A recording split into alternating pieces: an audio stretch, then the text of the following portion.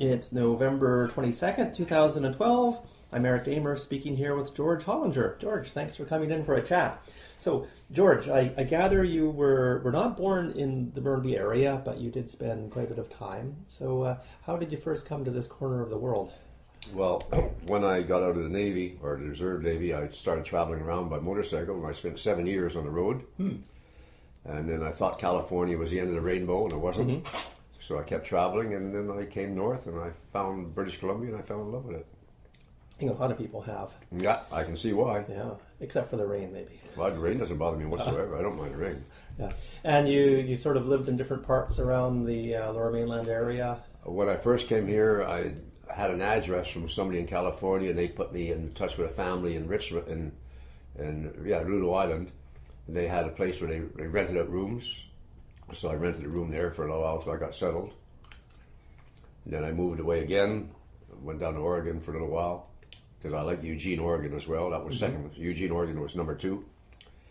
Then I came back here, and then I found a place in Vancouver, and then I got a job, and I pretty well stayed here except for a few minor exes here and there, but generally speaking, I stayed there. And then I moved to Burnaby and got married.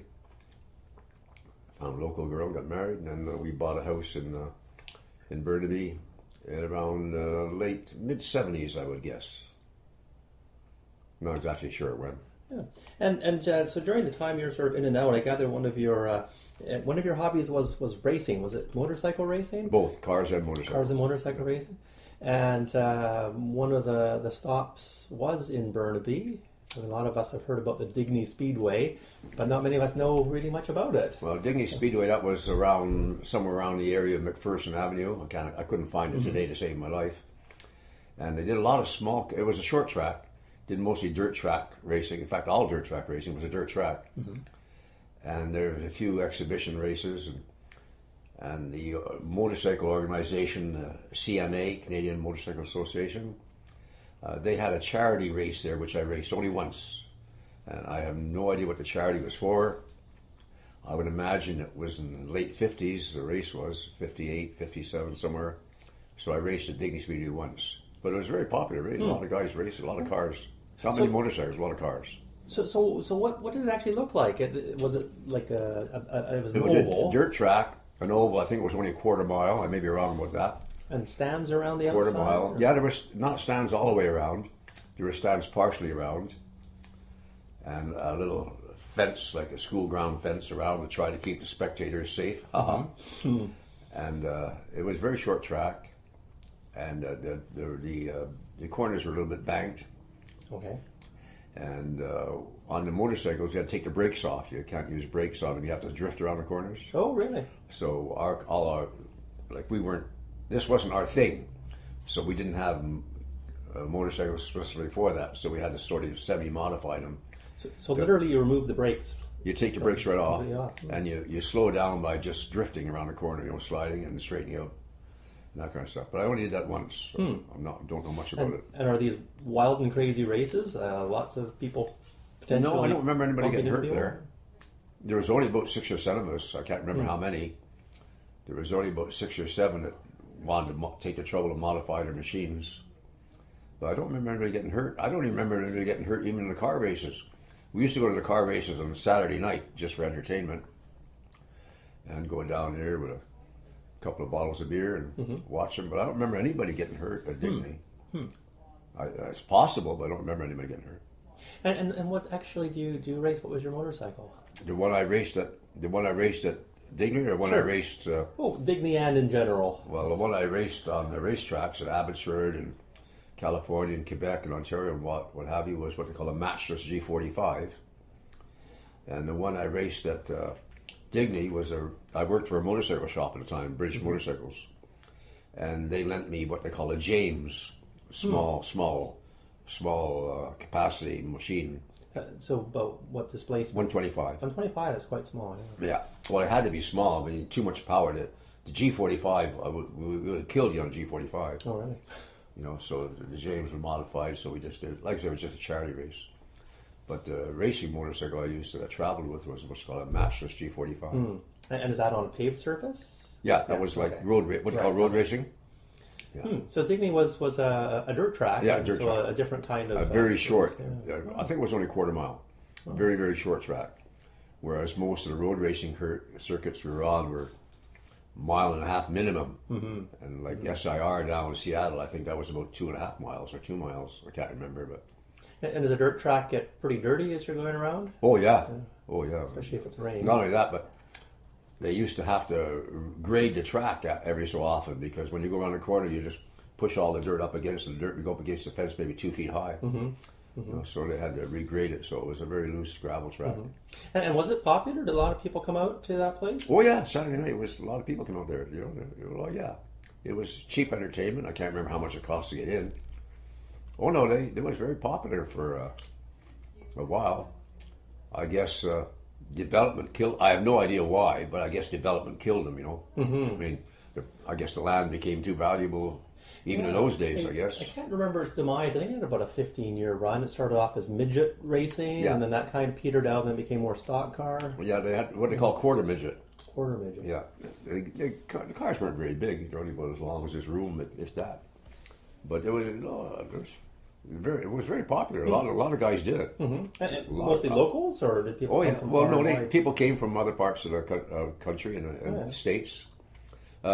These tracks are very, I don't know about today, but these type of tracks are very, very common, especially in the States. I mean, every small city in Seattle, for example, had a dirt track. And Victoria had one too, called Western Speedway. I mean, in those days, every small town had a small dirt track. And they're very popular. And what kind of scene was there on a Saturday night? Was pretty excited? People, lots of hollering and people got involved in it because the beautiful part of a short track as opposed to a road racing track is you can see everything. Okay. Only on a small stand. I don't know how many people it held, but it didn't have stands right around it. Just had stands in the front, the start finish line. But you can see the whole thing. It's only a quarter mile. You know, just like a track at a high school. You know, like a running track. So you can see the whole thing. So it naturally brought a little excitement involved. Yeah, and a mixed crowd, men and women. Oh yeah, there was young and old. Yeah, mostly young men. But there was a lot of older guys as well. But I don't think it held many people. I couldn't give you a guess how many, but it wasn't many. It wasn't a big complex. Well, the only person I've spoken with so far who's mentioned it never actually went, but he said it could get pretty noisy. Oh, very noisy. Yeah. And that may be one of the things that killed it too, as a matter of fact. I never thought of that. More people living nearby complaining about the noise. Yeah. Well, it's very, very noisy because, everybody used to take what they call straight pipes or reverse megaphones. You used to take off the ordinary muffler and put what they call a straight pipe on, so you had no baffling for the exhaust. Was it allowed to be in a race like that as well? I mean, did you wear ear protection? No, we weren't smart enough in those days. No, in those days we weren't smart enough for that. Dressed in leathers and on the motorcycle we raced in leathers, and in the cars we had what they call a flame retardant suit. But in the motorcycle, all leathers and helmets and gloves, and goggles. And on the dirt track, when you went around the track, you had to put one foot down for balance, and you had to put what we call a hot shoe on. So the welding shops used to make a steel plate and put it strapped to your shoe. You know, and we used to call it a hot shoe. Now, you mentioned too you had a few other hobbies in the area too, shooting being one of them. Yeah. Now, you'd trained in the reserves as well. I was taking, but that was a different kind of shooting. Okay. In the reserve, I was being trained to man the anti-aircraft gun on what they call on merchant ships. Right. The division they call DEMS. That's a little different. Yeah. Defensive equipment for merchant shipping. So I was just taking training, but the war was over before I finished my training. But the shooting here was on Barnett Highway was a big bore, and I had a .30 caliber. And these are rifles. Yeah, and I also had a .38 and a .44 revolver, and used to go shooting there. And then in the Burnaby Church, that was small bore, so a .22 caliber rifle and pistol. Do you remember which church it was? I can't remember. I know the location. and I could find out. But it was right across, a small church right across from Central Park on the north side of Kingsway. And I can't remember. Wasn't St. John the Divine? Beg pardon? Wasn't St. John the Divine? That Wasn't it St. John the Divine just up here somewhere? Well, you know what? In my time, it was on Kingsway, and then I think it changed hands. Anyway. Oh, this might have been. I can find out because a friend of mine is a pastor at just down the street in the Foursquare Church. A guy I play hockey with, he's a pastor, and he would know the name of the church, but I can't remember it. It's a very, very small church. Now this is all target shooting. Yeah. Was there any hunting still in Burnaby at that time? Burnaby Mountain. Burnaby Mountain. Deer and a few birds, and the odd bear. Yeah, there was a little hunting then. Not too much. Most of the hunting was in Richmond and Coquitlam. But there was a little bit of hunting in Burnaby. I'm not sure if it was legal, though. Right. Well, I mean, I've heard from other people that certainly before the war, there's lots of hunting in the valley. Like in Richmond, it was legal to hunt. And Coquitlam was legal to hunt. And we used to hunt in Burnaby, but I have a hunch. We used to go up in Burnaby Mountain. But I think it was illegal even in those days, although I may be wrong about that. But I seem to remember guys were telling us it was illegal. Well, there's still animals up there, though. Oh yeah, yeah. I never shot anything in Burnaby. Was never right. Got a couple in Richmond, a few in Burnaby, and Coquitlam. I never got anything in Burnaby. You mentioned a couple ranges as well. Was it along Hastings? Or on Hastings Street, right across from Barnett Park. Okay. Not Hastings, Barnett Highway. Right. Just across from the Barnett. They got a name for that park, the Barnett Park, anyway. And the Barnett Park is, of course, on the north side, on the water side of the Barnett Highway, and on the north side there was two gun ranges. There was a Coast Marksman and Barnett Rifle Range. And were a lot of the folks who were doing the shooting, were they former Army I have guys? no idea. No, I can't tell you. I know there's a friend of mine who lives in town, Dennis Robinson. If you want, I can get him to give you a call. He's really knowledgeable on this kind of stuff. He knows an awful lot more about it than I do. I also heard you say something about playing hockey. Was that something that was Burnaby oriented? Did Burnaby have a hockey scene? Yeah, when I moved here, they had a rink. Burnaby 4 rinks. So in fact, it was called Columbian 4 Rinks was the name of it. It's since been sold, and now it's called Catalan 8 Rinks. But I started playing there in '72 when I was living in Vancouver. When I moved here, so close. I'm only 2 clicks away from it, so I've been playing there ever since. So the Winter Club didn't have hockey, though, did it? Yeah, they had hockey, but they had a very, very small rink. But I never had enough money to join the Winter Club. Ooh, you had to join. Oh yeah, you still have to join. Oh, okay. Yeah. So anyway, you can play hockey at Columbian 4 Rinks for $2. And I don't know how much it would cost to join Burnaby Winter Club. I have no idea. But I know it was more than money than I had. The exclusive hockey club in town. And how about other sorts of things to do in Burnaby in those early years? You hung out. A couple of night spots that you went to. There was a tavern on Hastings Street, but I can't remember the name of it. It was very popular with the motorcycle guys. We used to go there a lot.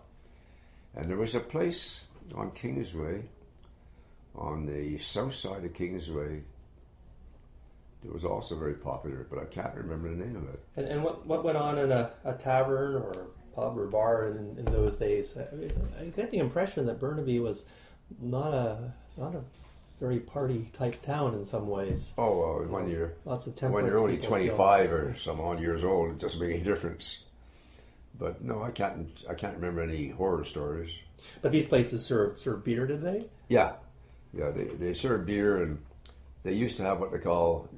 Let's see how they work. I think it was gents and escorts. Okay, right. So ladies and escorts. If you're by yourself, you had to go in the gents door, and if you wanted to meet your girlfriend, she would go into the escorts door, and then one of you would go up to the bar and tell the bartender that I'm meeting so and so, vice versa.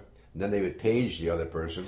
Then they would meet in the middle, and then the lady would take you to the escort side. It was really a zoo. It was really a zoo, you know. But if on the escorts, if you were going with your girlfriend, you could walk in the escorts. You two, man and woman, going together. But the women weren't allowed in the gents side. And if you were by yourself, and you're going to meet her there later on because of whatever working or time, you had to go in the gents side. She'd go on the escort side, and you have to hook up somehow through the bartender. What do you think people were worried about that they had to have I it set up that way? I haven't got a clue. I haven't got a clue. And some of the dinner clubs. Yeah, there was a dinner club on Kingsway called a Gapery. I didn't go to it very often. In fact, I don't think I was there more than once or twice. But there's another one on the other side of Kingsway, on the north side. But I cannot remember the name of it. I've heard of names like the Flame. I think that was sort of near Boundary Road. I don't remember that one. Black Bart's. No, the Coconut Grove. I don't remember that one either. I don't know how many there were, and I guess there were some hotels as well that. Yeah. Well, there was a few in Vancouver. The one on Kingsway that we went to, I seem to remember a sort of an Oriental, like a Chinese name of some kind, but I can't remember what it was. Never paid much attention at the time. I didn't know anybody was going to ask me any questions about it. Well, it was just what you did. And how about people you hung out with in Burnaby? Oh, I guess there's still a few of them around, but unfortunately, most of them have left this world. Unfortunately, I'm getting older, so they're no longer with us. Were they all locals? Yeah, most of the local people I can think of. A lot of them have passed away, unfortunately. But there's still a few of them around. Were there kinds of different kinds of hangouts? You mentioned that one of the taverns was popular with the motorcycle racing. Yeah, I can't remember the name of it. On Hastings Street on the north side of Hastings, but I cannot remember the name of it. It used to go down there. It seemed to be very popular with motorcyclists. I mean, now we kind of think that some pubs are sports bars and some might be pool halls. I don't think there was such a thing as a sports bar in the 50s, the 40s. Maybe there was. Were different sort of meeting places known to have different kinds of crowds, though? Yeah, that's true. Like, for instance, the tavern we went to on Hastings was just, if you wanted to meet a motorcyclist or a biker, you could meet them there. That's where they went. And there was 5 or 6 in Vancouver as well, the American and a few in Vancouver. But the one in Burnaby, I think there was only one in Burnaby that I can remember, and the Turf Hotel in Surrey. These seem to be ones that bikers seem to like for some reason. But I can't remember the name of the one in Burnaby. Were some of them seen as kind of being a little more, high class? I mean, No, I don't remember anything. No? I don't remember any high class. No high class joints? No, don't remember any high class. Were there any that were wild and crazy and had bad reputations? I don't remember too much happening in the one in Burnaby. We had a few fights here and there, but I guess that's pretty normal in those days. I never got into any. I'm not much of a fighter. And more generally, your impression of Burnaby. You lived in sort of different communities around the area. I love Burnaby. But what drew you here in the end to finally settle? Oh, I just love the area, and I just had lucky enough to have some good friends, and I had a good job, and I met a nice lady who was lucky enough to marry me, or I was lucky enough to marry her. Unfortunately, she's no longer with us either, but that's either there. I had a good run. But no, I just like the area. It's convenient. It's in the middle of everywhere. It's got everything. Did you ever pay attention to sort of the local politics? No, I'm not a political animal. No, I'm not a political animal. Yes, that's all. Well, what else? I'm wondering what else you might have gotten up to. Observations of Burnaby and. No, I'm afraid. Not much. No, I live a pretty boring life. Oh, I don't know. I mean, you've had some very interesting activities, with the racing circuit and all that sort of thing. Well, most of the activities I think happen outside of here. Like most of us from traveling, when I was racing cars, we traveled all over North America racing cars and traveled a lot of places racing motorcycles, but it didn't happen in Burnaby. But it was a place that you kind of come back to. And I settle love down. The place. I love Burnaby. Really nice. Well, I wonder if we should just wrap up here and record some of those memories so people can understand a little bit about hope things it like works. Digney Speedway. And hope it works for you. Okay. Well, thanks very much, George. Not a problem. Pleasure to help you. Hockey game is the best game you can name, and the best game you can name is the good old